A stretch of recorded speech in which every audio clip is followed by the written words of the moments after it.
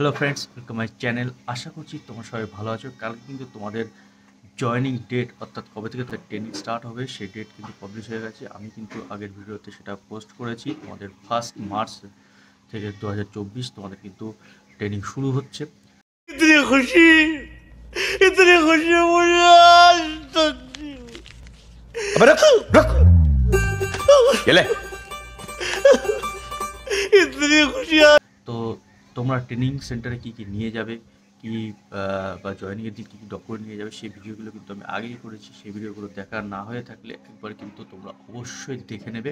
তোমাদের আর কোনো তো এছাড়াও কিন্তু তোমাদের আমি স্যালারি কত হতে পারে সে क्यों हिला डाला ना বিষয়ে কিন্তু তোমাদের আপডেট দিয়ে দিয়েছি। সেই ভিডিওটাও দেখে নিও। না দেখা হয়ে থাকলে আই বটনে আমি দিয়ে দিচ্ছি এবং ডিসক্রিপশন বক্সে। তো তার আগে বলবো, যারা চ্যানেলটিতে নতুন আছো তো অবশ্যই সাবস্ক্রাইব করো এবং পাশে থাকা বেল আইকনটি প্রেস করো যাতে আমার এই ইনফরমেটিভ ভিডিওগুলো তোমাদের কাছে পৌঁছে যায়। এবং ভিডিওটি ভালো লাগলে অবশ্যই লাইক শেয়ার কমেন্ট করে দিও। যেটা বলা সেটা হচ্ছে, তোমরা অনেকে বলছো যে ব্যাংক অ্যাকাউন্ট কি আমাদের করতে হবে, ব্যাংক অ্যাকাউন্ট সম্পর্কে একটা ভিডিও আমাদেরকে প্রোভাইড করুন। তো তোমাদেরকে প্রথমেই বলি যে ব্যাংক অ্যাকাউন্ট যদি কারোর থেকে থাকে তো খুবই ভালো, না থাকলে অবশ্যই একটা করে নিও। তার কারণ হচ্ছে, তোমাদের ওখানে যেটা হবে সেটা হচ্ছে, আমাদের ট্রেনিং সেন্টারে যেটা হয়েছিল, আমাদের ব্যাংক অ্যাকাউন্ট থাকা সত্ত্বেও আমাদের কিন্তু নতুন করে ব্যাংক অ্যাকাউন্ট করিয়েছে। কিভাবে? বিভিন্ন ধরনের যে ব্যাংক আছে সেই ব্যাংক, যেমন এইচডিএফসি, এসবিআই, তো এবং অ্যাক্সিস ব্যাংকের বিভিন্ন কর্মকর্তারা এসছেন, এসে কিন্তু আমাদের সাথে টক শো করেছেন এবং কী কী বেনিফিট আছে, স্যালারি অ্যাকাউন্টে কী কী পাওয়া যাবে এবং আগের অ্যাকাউন্ট রাখলে কিছুটা প্রবলেম হতেও পারে, সেই বিষয়ে বিভিন্ন ধরনের তথ্য কিন্তু তারা দিয়েছেন। এবং তারপরে যেটা হয়েছে যে আমাদের চুজ করতে দিয়েছিল যে আমরা কোন ব্যাংকে অ্যাকাউন্ট করবো, এবং ডাইরেক্ট কিন্তু স্যালারি অ্যাকাউন্ট হয়ে যাবে, আমাদের কোনো প্রবলেম ফেস করতে হবে না। তো তার জন্য ওখানে কিন্তু অ্যাকাউন্ট খোলার ব্যবস্থা আমাদের ছিল।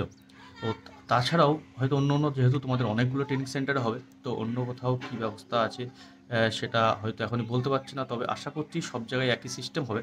তাছাড়াও বলবো, তোমরা একটা অ্যাকাউন্ট যে কোনো ব্যাংকের কিন্তু একটা অ্যাকাউন্ট খুলে রাখো। তার কারণ হচ্ছে, এটা পরবর্তীতে তোমাদের কাজে লেগে যাবে। যেহেতু তোমাদের এটা স্যালারি অ্যাকাউন্ট হবে, তো আশা করছি তোমরা এটা ইউজ করে কেউ অনলাইন পেমেন্ট করবে না।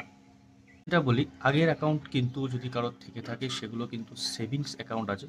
তো এখান থেকে যেটা খোলা হবে সেটা কিন্তু ডাইরেক্ট স্যালারি অ্যাকাউন্ট খোলা হবে।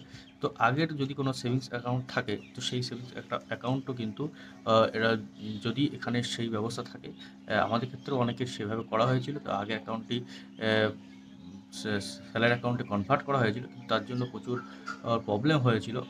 অনেক অ্যাপ্লিকেশান দিতে হয়েছিল, বা অনেক কিছু অফ করতে হয়েছিল, বা ব্যাংকের আইএফসি কোড চেঞ্জ করতে হয়েছিল, বিভিন্ন ধরনের একটু প্রবলেম ফেস করতে হয়েছিল। তো সেটা খুব মেজর নয়, মাইনর প্রবলেম। তো যাদের অ্যাকাউন্ট আছে তারাও রাখতে পারো, অথবা যারা চাইছো নতুন অ্যাকাউন্ট এখান থেকে এসে করবে সেটাও করতে পারো। আমাদের আর একটা যেটা কোয়ারি থাকে সেটা হচ্ছে যে, একটা মোবাইল নাম্বারে কি অনেকগুলো অ্যাকাউন্ট খুলতে পারবো? তো সেক্ষেত্রে কোনো প্রবলেম নেই, অবশ্যই করতে পারবে। সেটা একই ব্যাংকে হলেও, বা শুধুমাত্র এসবিআইতে তুমি 2টো বা 3টে অ্যাকাউন্ট তুমি অবশ্যই খুলতে পারবে, বা এইচডিএফসি হতে পারে, বা আদার ব্যাংক হলেও তাতেও কোনো প্রবলেম কিন্তু নেই। তো আজকের ভিডিও এই পর্যন্তই। দেখা হচ্ছে নেক্সট ভিডিও। ততক্ষণ পর্যন্ত জয় হিন্দ।